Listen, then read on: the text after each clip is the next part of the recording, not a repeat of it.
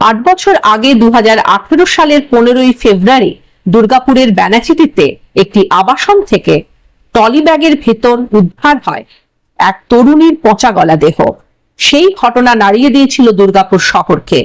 সোমবার সেই মামলার রায় দিল দুর্গাপুর আদালত।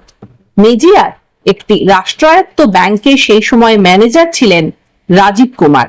সেখানেই ব্যাংক মিত্র হিসেবে কাজ করতেন মেজিয়ার তরুণী শিল্পা। তদন্তে উঠে এসেছিল শিল্পা ও রাজীবের মধ্যে ঘনিষ্ঠ সম্পর্ক ছিল।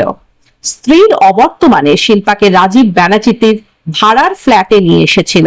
শিল্পা বিয়ের জন্য চাপ দেওয়ায় তাকে শ্বাসরোধ করে খুন করে রাজীব। দেহ লুকিয়ে রাখে পরিত্যক্ত ফ্রিজে।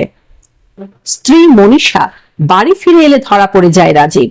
একটি বড় টলি ব্যাগ কিনে দুজনে মিলে দেহটি ভরে ফ্ল্যাটের লিফটের কাছে একটি ঘরে রেখে দেয়। সেখান থেকেই পুলিশ উদ্ধার করে শিল্পার দেহ।